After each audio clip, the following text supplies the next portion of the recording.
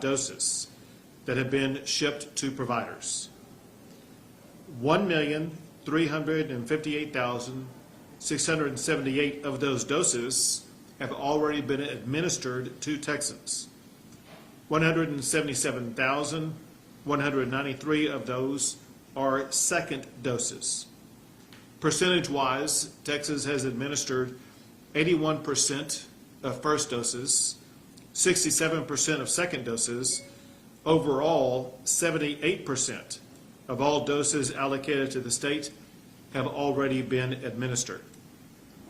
Separately, and in addition to those numbers, Texas has provided 487,500 doses for nursing homes and long-term care centers. CVS and Walgreens are in charge of administering those doses. They have administered 124,827 of those doses to those who reside in nursing homes or long-term care centers.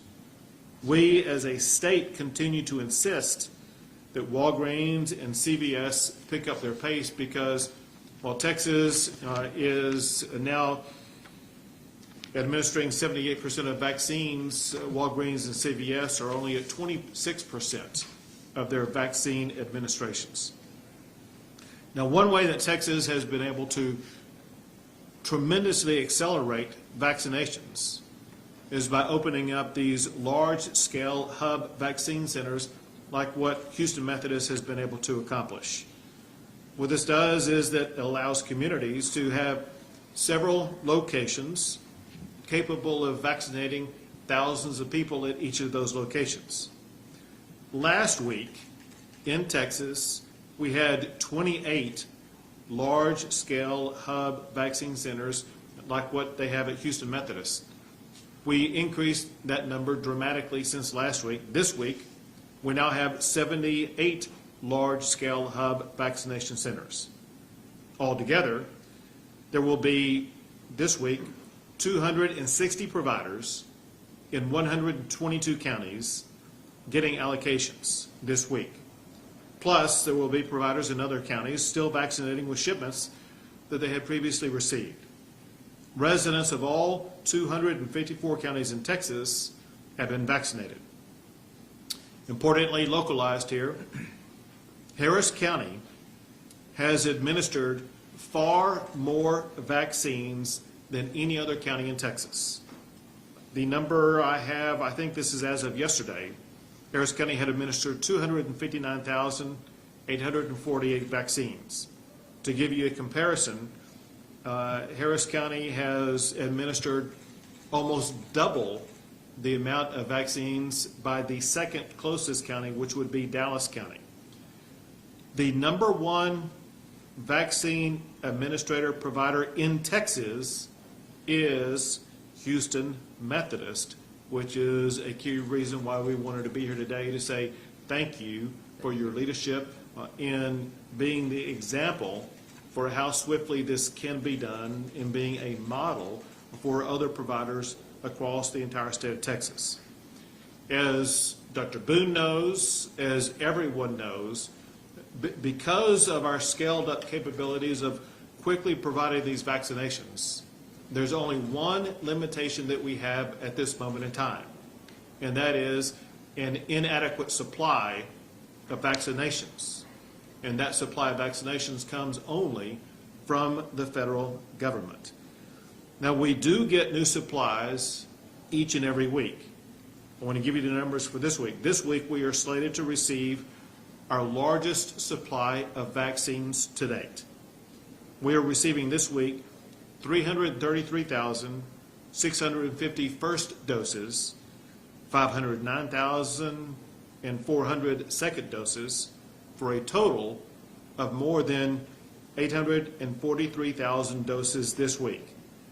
And that does not count the number of doses that will be administered in those long-term care facilities. We do expect to see ongoing increases in the number of doses that will be available to us, but again, that depends upon the federal government. Very importantly along those lines, on Sunday, Dr. Fauci said that we should be weeks, not months away from getting additional vaccines. He talked about the oncoming probability of soon receiving vaccines from two new providers. One is Johnson & Johnson, and the other is AstraZeneca. Receiving those additional vaccines would massively increase the supplies that we have in Houston and across the entire state of Texas, and being able to vaccinate far more people far more rapidly. Now, another thing that we talked about is that in addition to vaccines, Houston Methodist is also using antibody therapeutic drugs to reduce hospitalizations. In fact, here again, Houston Methodist is the statewide leader in the amount of antibody therapeutic drugs that are being administered. And so we have private, what I call private providers like Houston Methodist, as well as other hospitals and other healthcare centers across the state. But in addition to that, the state of Texas is operating 12 antibody therapeutic drug administration centers across the state. These drugs are very important to help Texans who contract COVID stay out of hospitals. We've heard information here today about the effective results seen from the administration of these antibody therapeutics about achieving that goal of keeping people out of hospitals. Bottom line is that with these strategies, as well as with the outstanding work from the frontline healthcare workers that we see at places like Houston Methodist, Texas will remain a national leader in COVID response, and together we will work to achieve a healthier Texas. With that, I will pass it first to the Chief of the Texas Division of Emergency Management, Chief Nim Kidd. Thank you, Governor. And Dr. Boone, I really want to thank you and your team, the men and women of Houston Methodist. Your confident, competent leadership, your ability to be flexible in times of uncertainty are the hallmark of all this success. I've always seen you and your organization put the patient first, trying to do the right thing, and I'm very grateful for that. This is why you're leading the state. We're very much appreciative for all of your efforts and work. I don't think there's been a 24-hour period that's gone by that you and I haven't been in contact with each other some way, so sure. I know you're a tireless advocate for taking care of Texans. Thank you for that. You know, in all of our businesses, all of ours, the quest for efficiency has been the killer of preparedness. It's what keeps you driving around with a quarter tank of gas in your gas tank at hurricane season. It's what keeps very few supplies on our shelves whenever we're making a run on the market. And it's what's caused all of us to have PPE shortages. So our agency will continue to source and secure PPE for all first responders and healthcare workers. We'll continue to work on testing materials and supplies. Testing is still a very important strategy in this fight against COVID-19. Even though we have the antibodies that are out there, which have been life-saving, and the vaccines, we still need to continue our testing protocols. We'll continue to support our staffing. And, you know, we're not out of the shit, Governor. We're in a great place and we're moving forward. But we have to keep doing the things that we have been doing until we can turn the corner on this. So thank you all for your efforts. Very good. Now, Dr. Hellerstedt, the Commissioner for the Department of State Health Services. Thank you, Governor Abbott. And thank you, Dr. Boone, for having us here and getting to meet your team. We had an incredible discussion prior to this news conference. I heard some amazing things. I heard about how an organization that's well-led and extremely well-organized, but has the compassion and has the spirit and the intention to help its community on a large-scale basis. You know, for folks who aren't really familiar with how healthcare is delivered, they might say to themselves, well, of course hospitals can stand up mass vaccination centers, right? Isn't that what they do every day? No, that's not what they do every day. But you see here an example of the kind of initiative and forward thinking that an organization can engage in when it truly has a commitment to the best benefit of the people of its community. And they're not alone. There are other, they work with other hospitals. There are other parts of the state where similar types of collaborations have taken place. That's why we're doing so well. It really is the Texas spirit. It's the spirit of getting together locally and solving problems and getting the solution out to folks. We are very excited about vaccine. We're very excited about the prospect that there'll be more vaccine. As some people have said, it's the first time we really can go on offense, if you will, against COVID-19 so that we can ultimately have a victory. But don't forget, in a battle like this, just because you've gone on the offensive doesn't mean you can ignore defense. You still have to defend yourselves, and that's why everyone in this room who's not speaking is wearing a mask. We need to continue to engage in those infection prevention and control behaviors until we have really finally driven COVID-19 into something in history, and we can get on with the way of life that we prefer. Thank you. Doctor. Thank you. Well, good afternoon, everybody. I'm Dr. Mark Boom, the President and Chief Executive Officer of Houston Methodist. And Governor Abbott, it's been such a pleasure this morning and now into this afternoon hosting you and your team here with our team of frontline workers here who have made such a difference in this pandemic. Dr. Hellerstedt, Nim Kidd, Dr. Zerwas, so deeply appreciate each of you being here as well.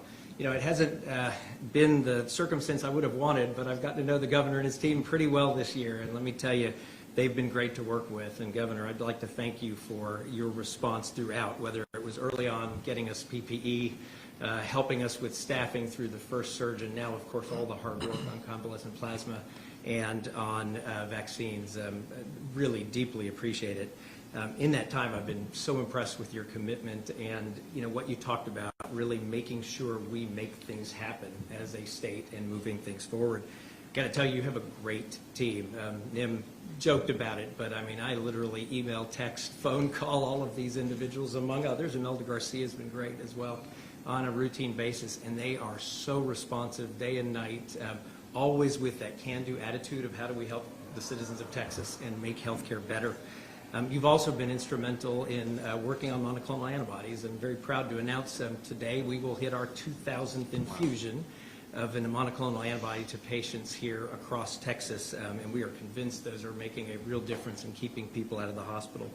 You've also helped, as you talked about at length, with the vaccination process. We have now hit 60,000 first individuals across Houston Methodist for a first vaccine, another 17,000. So all in all, we've vaccinated 77,000 people.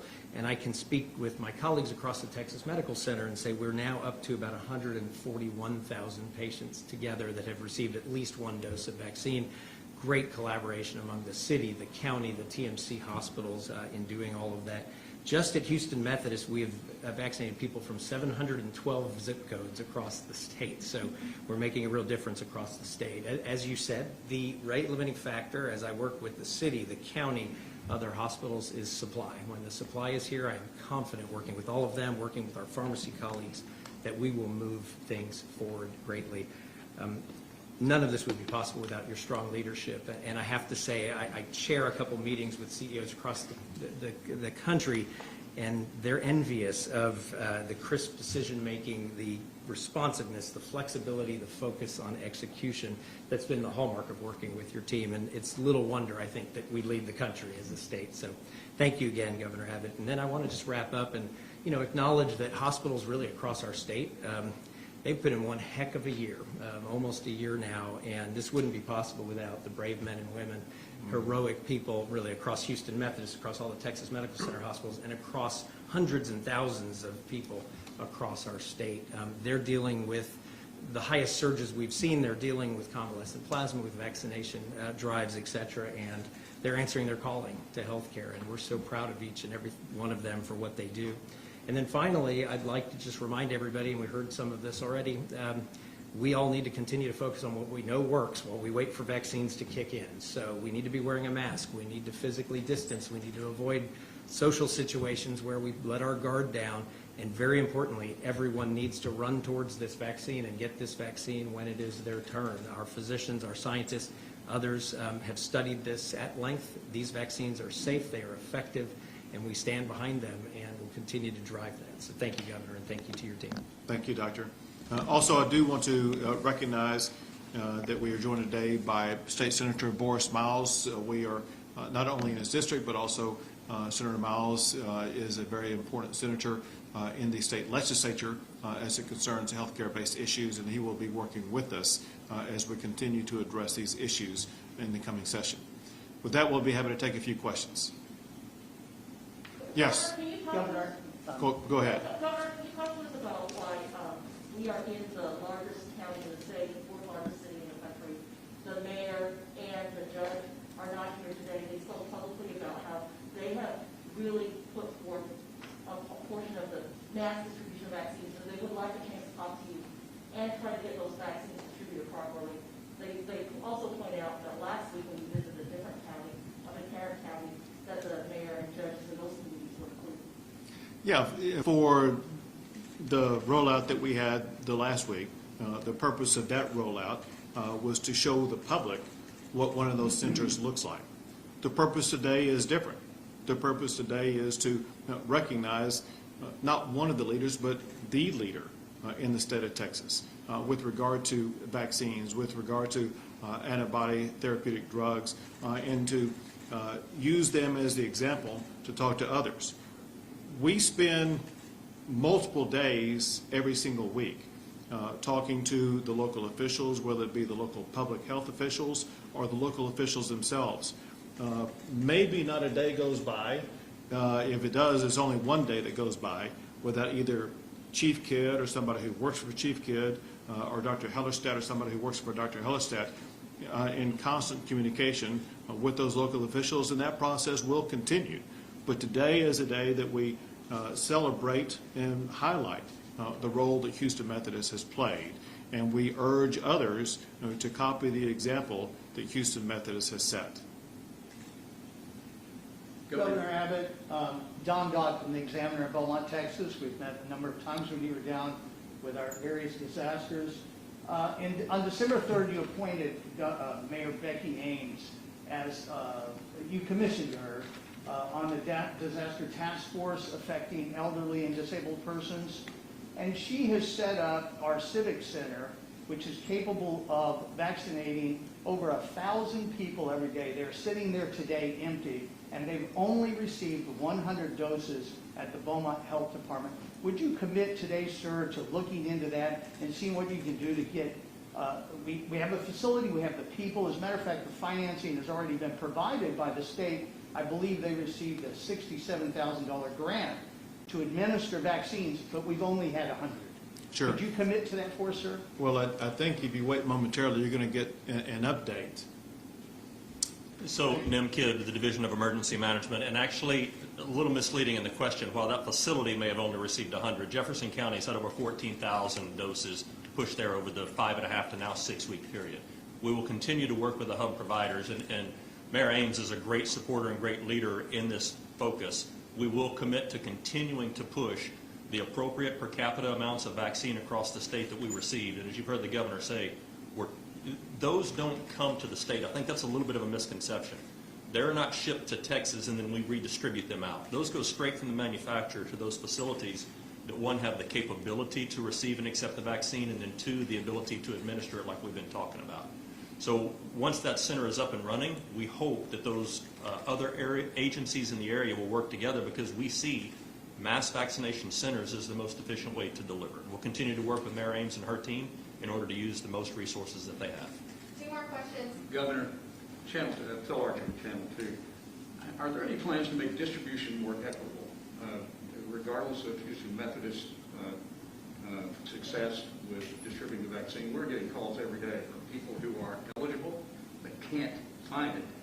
And we're also noticing that a number of large hospital chains that have been given supplies of the vaccine are limiting, I can't say the word, limiting it to people or patients already in their system. Should they be allowed to do that? Shouldn't that be changed? So I'm going to answer your question, but while you were asking it, I was getting a big head nod no by Dr. Boom. Let me have him answer first. And when you provide your answer, I'm not sure what you were going to say, but if you would share with them what you were telling us earlier. Certainly. About the equitable distribution that you have achieved. Certainly. And then I'll come back and add more. But Dr. Boom has some specific details that respond to your question.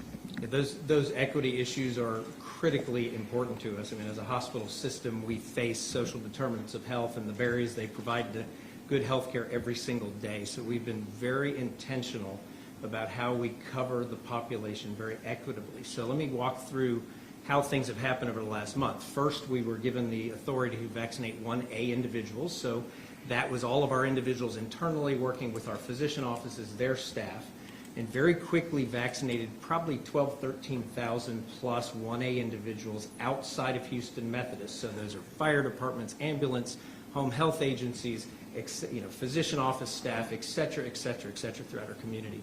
Between Christmas and New Year's, we got the green light, which was something we were very pleased from the state to start vaccinating some patients in 1B. The quick, expedient way to do that was to start inviting some 75-year-old plus in our databases. And keep in mind, our databases have the sickest people in them, so we were able to prioritize the people who will benefit most from vaccine. Subsequent to that, we have rolled that out so it's both our patient base and a sign-up process for the community. The challenge, as we've been talking about, is there's not enough vaccines. So give you an example. We opened up a link.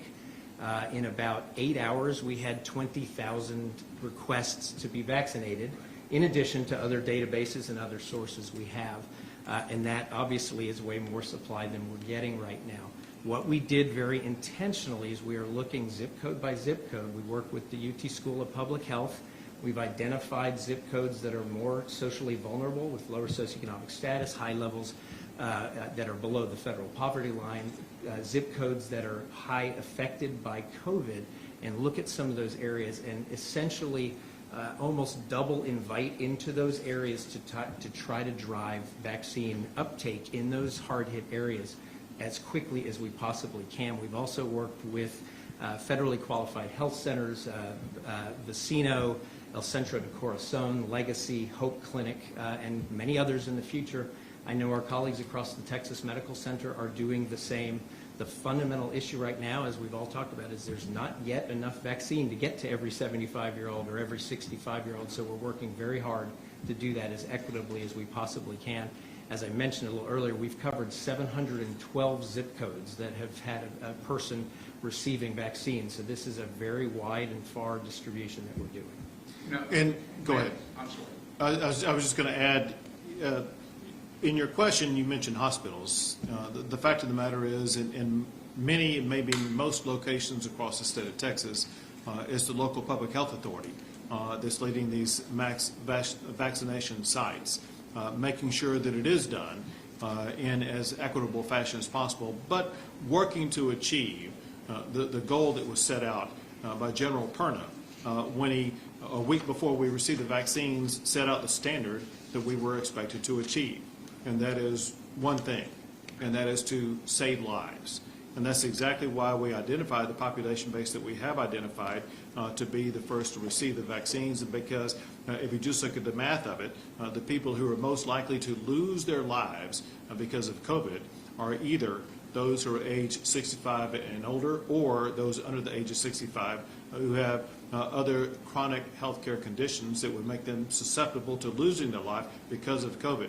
And I can tell you for a fact that in region after region across the entire state of Texas, whether they are local public health authorities or hospitals or other healthcare providers, they are keenly focused on achieving that common goal, and that is to do as much as possible to save lives. If I may redirect to the doctor.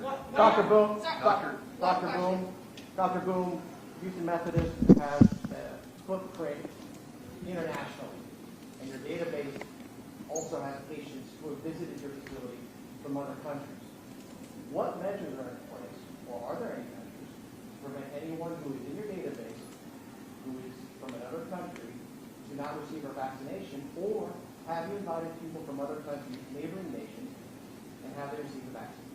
To my knowledge, we've not done that. We've been focusing on inviting people that are in our database. We're able to look at age. We're also able to then look at obviously many other risk factors, and so we can identify the people who will most benefit in terms of turning down the terrible death rate, turning down the terrible outcomes of this, and then again, we are doing that broadly across our community. So we have vaccinated, as I said, across the state of Texas, but it's really been focused on people who are coming to us from across the state of Texas. Of course, oftentimes I think I see a zip code. For example, in Austin, most likely that's somebody who's living with family here that's getting care here in our community. I'm very confident that we've got a very fair process and an equitable process, and we'll keep driving forward as fast as we possibly can, but we need to continue to get more vaccine. Is there any preventative measure, Governor, for anybody from outside the state of Texas who might be within a hospital database as a past patient to be invited and get the vaccine? It's clear that the vaccines that the state of Texas has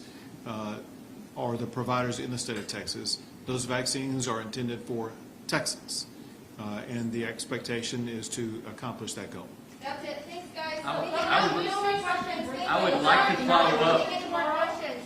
Thank you. We're done with the Q&A. I'm sorry. Excuse me, may I speak? Sorry. We're done with May I questions. speak, please? Can I ask a question? Can you address that briefly? You said the security? Yeah. Just, security, real- pull out just, the you know, phone. real quick, listen, the Texas Department, and I'm speaking on behalf of you're talking about Texas-based question or U.S.? Yes, Yeah. sir. So this, Texas, capital. right, and so the Texas Department of Public Safety is very professional, and they deal with challenges like this all the time. And all the time, they work in collaboration, both with federal officials such as the FBI, as well as local law enforcement, and they share information, and they are absolutely on top of any potential threat. They do a great job, and I feel confident that we will make it through the inauguration day without incident in Austin, Texas, or elsewhere around the state of Texas. Thank you all. Thank you, guys. Thank you. With respect, Thank you. I'd like to follow up my previous question. I can help you with that. Well, I need to talk to the doctor, I'm afraid. Okay. Well, I'm sure the doctor would be happy to talk to you when we're done. When will that be? Here, you can connect you with someone over here. Why don't we